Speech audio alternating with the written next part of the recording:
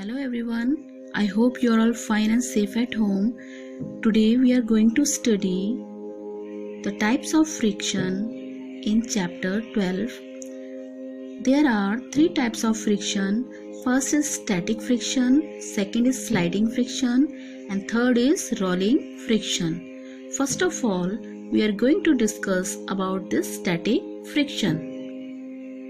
In this picture you can see a man is pushing a box, and this box is very heavy and he is trying hard to push it, but something is stopping him to move that box. What is the reason behind it? The reason is static friction does not allow that box to move. So we can define static friction as that friction which does not allow an object kept on the surface to move is called static friction.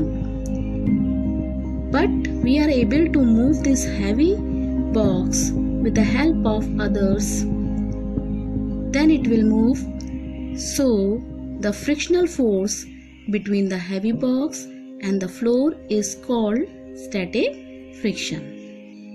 In static friction, there is no movement of the object which we are pushing. But after some time, when the static friction increases with the applied force and reaches the maximum value, after that the object will start moving. And that friction, when an object starts moving over the other, that friction is called limiting friction, when the object is just started to move. In further classes, we are going to discuss about limiting friction. Here you can see a device. Its name is spring balance. You can find it in the physics lab, and this device is used to measure a force. Static friction can also be measured with the help of this spring balance. In a spring balance, you can see that the hook is also there at the bottom and a spring is there. So when we attach any object with this hook, it is stretched. So the pointer gives the reading of force which is created by stretching. Now we are going to discuss the second type of friction, that is called sliding friction.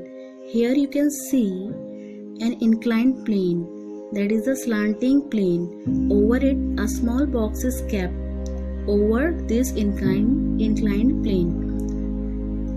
Now this box will slide over this inclined plane.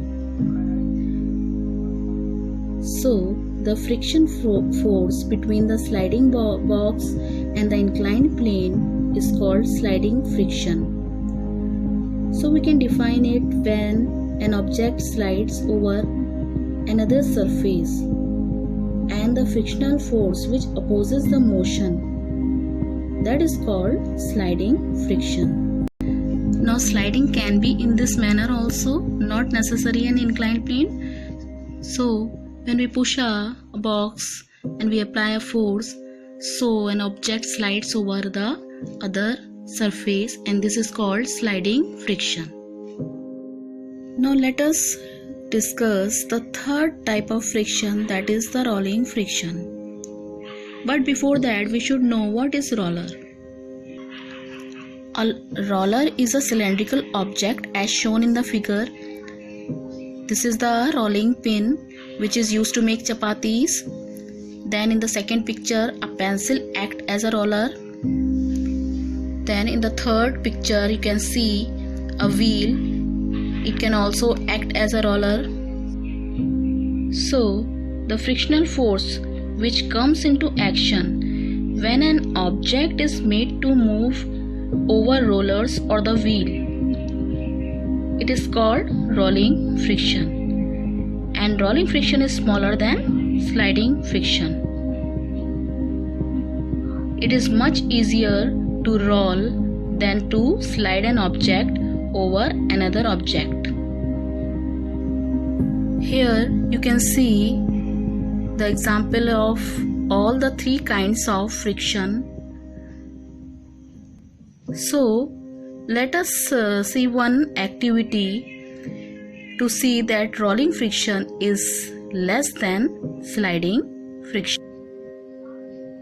Place a thick book on tabletop and try to push it. Now do the same thing with 4 pencils. Place 4 pencils parallel to each other on tabletop and now place the thick book on them. Now gently push the book. In the first picture, when you push the book, you will find that it is difficult to move this book. But in the second case, when it is kept on the pencil, the book moves easily as compared to the first case. So this proves that rolling friction is less than sliding friction. This is also because in rolling friction, only small portion of the object is in direct contact with the surface on which it moves. Here in this picture, in the first case, you can see a sliding object.